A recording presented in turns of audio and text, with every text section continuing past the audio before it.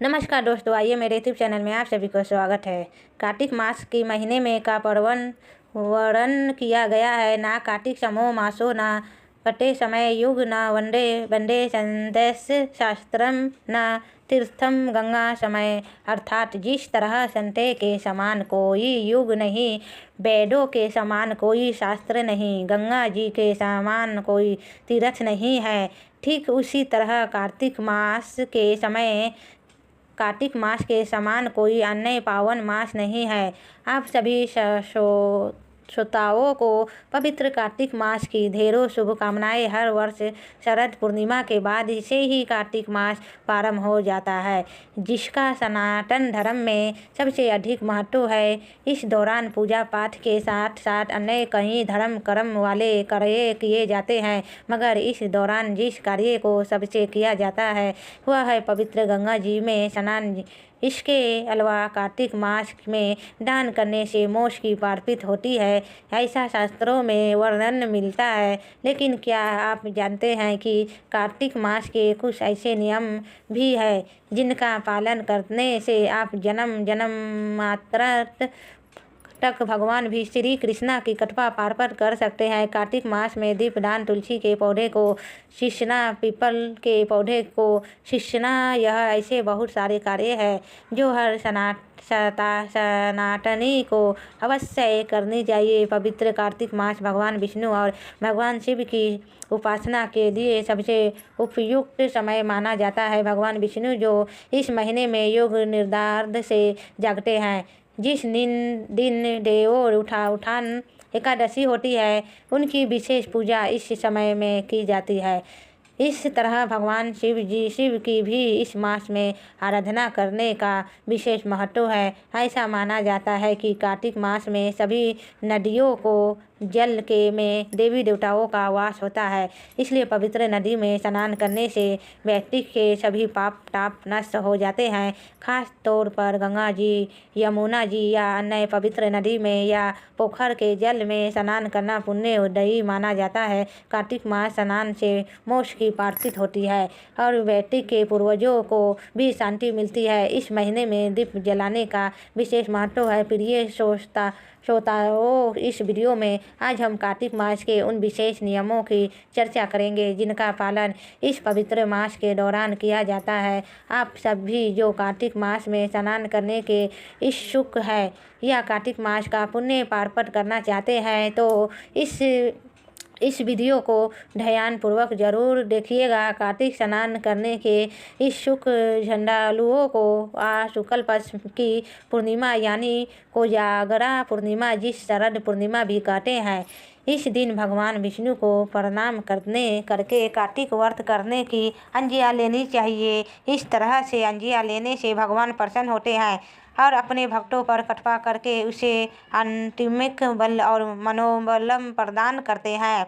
साथ ही ईश्वर अपने भक्तों को विधि पूर्वक कार्तिक व्रत करने की चंद्रबुद्धि भी देते हैं। सभी 12 मासों में मार्गश मास को अंत्य पुण्यदायी कहा गया है।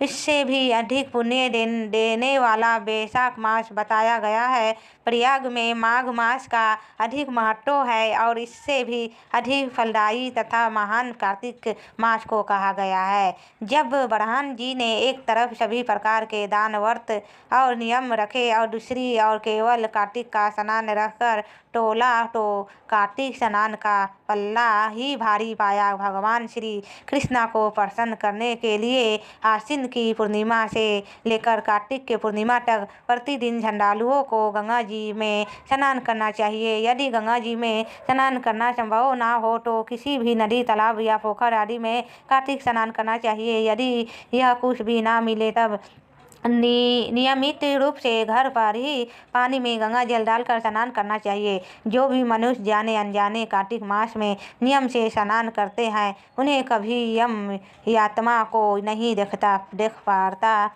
देखना पड़ता। कार्तिक मास में तुलसी जी को पौधे के नीचे श्री राधा कृष्णा की मूर्ति रखकर पूरे भावों के साथ पूजा करनी चाहिए।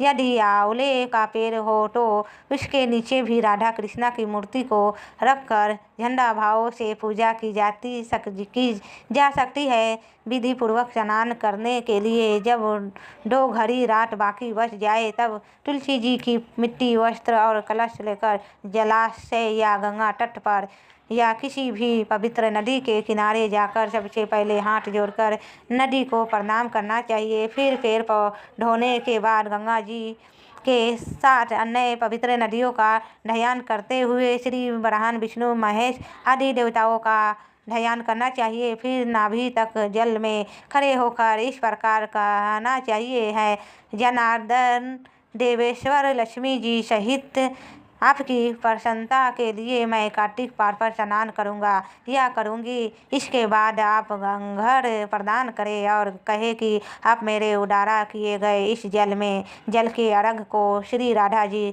सहित स्वीकार करें। हे हरे, आप कमल नाभन चमत्कारिया का है, कृपया इस घड़ को स्वीकार कर लीजिएगा। आपको मेरा बार बार नमस्कार है। व्यक्ति किसी भी जलाशय में स्नान करे, उसे स्नान करते समय केवल गंगा जी का ही ध्यान करना चाहिए। सबसे पहले मिट्टी आदि से स्नान कर त्वचाओं उद्धारा अपने मस्तक पर अभिषेक करे। मर्स स्नान तर्पण करे और पुरुषों तक उद्धारा अपने सिर पर जल छिड़के। इसके बाद जल से बाहर निकलकर दोबारा अपने मस्तक पर आचमन करना चाहिए और वस्त्र बदलने चाहिए। वस्त्र बदलने के बाद तिलक लगाना चाहिए। जब कुछ रात बाकी रह जाए तब स्नान किया जाता है, क्योंकि यही स्नान उत्तम कहलाता है और इस प्रकार ब्रह्म मुहूर्त में किया गया कार्तिक स्नान भगवान विष्णु को भी पूर्ण रूप से संतुष्ट करता है। सूर्योदय काल में किया गया स्नान मध्यम स्नान कहलाता है। कटिका अस्त होने से पहले तक का स्नान उत्तम माना जाता है और बहुत देर से किया गया स्नान कार्तिक स्नान नहीं माना जाता है। विधान मनुष्य उद्धारा 4 प्रकार के स्नान कहे गए हैं। अब आप इन स्नान के बारे में भी जानिए। पहला वायव्य स्नान, दूसरा वारु स्नान, तीसरा ब्रह्म स्नान और चौथा दिव्य स्नान। वायव्य स्नान, जिस स्नान को गोधूली उद्धारा किया जाए, यानी कि गौओं के चलने के बाद उनके पीछे जो धूल उड़ती है वह मिट्टी जब शरीर पर पड़ती है तब उससे वायव्य स्नान किया जाता है।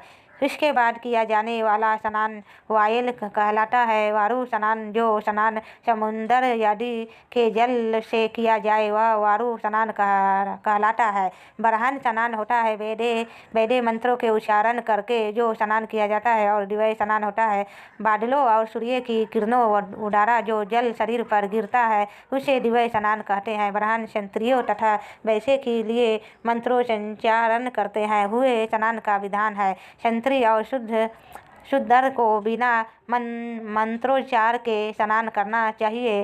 प्राचीन काल में कार्तिक मास के पुष्कर का संस्पर्श पाकर नर्मदा परम धाम को प्राप्त हुई थी। राजा प्रभजन भी कार्तिक में पुष्कर में स्नान करने से व्याघ्र योनि से मुक्त हुए थे। इसलिए कार्तिक मास में जो भी मनुष्य प्रातः काल उठकर तीर्थ में स्नान करता है वह सभी पापों से मुक्त होकर अंत में परब्रह्म को प्राप्त होता है। कार्तिक मास का स्नान कार्तिक मास की पूजा या व्रत कोई भी कर सकता है। इस स्नान कुमारी कन्याओं और विवाहिक दोनों के लिए श्रेष्ठ माना जाता है। ऐसे मान्यता है कि कार्तिक स्नान और पूजा के कारण ही सत्यभामा जी को भगवान श्री कृष्ण की पत्नी बनने का सौभाग्य मिला था। जिस प्रकार का पुण्य प्रयाग में कुंभ स्नान करने से मिलता है, उसी प्रकार का पुण्य कार्तिक मास में किसी भी पावन नदी के तट पर स्नान करने से बड़ी सहजता से मिल जाता है। इसलिए आप अपनी झंडाओं और सामर्थ्य के अनुसार कार्तिक स्नान करें। जो भक्त पूरे कार्तिक मास में स्नान करने में समर्थ नहीं हो किसी कारण से आप यदि स्नान नहीं कर पाते हो तो आप ऐसे में कार्तिक महीने में पड़ने वाले सभी पवित्र दिनों में जैसे प्रदोष, अमावस्या, पूर्णिमा या एकादशी के दिन व्रत और स्नान दान कर सकते हैं। और इस पवित्र महीने में महिलाओं तुलसी जी को चीज कर तुलसी जी की सेवा करने का, दीपदान करने का संकल्प लेती है। तो ऐसे में जो भी महिलाएं या कन्याएं तुलसी माता की पूजा करना चाहिए हो वह किसी प्रकार से तुलसी माता की पूजा कर सकती है। किसी तरह से आपको नियम लेना चाहिए, संकल्प लेना चाहिए।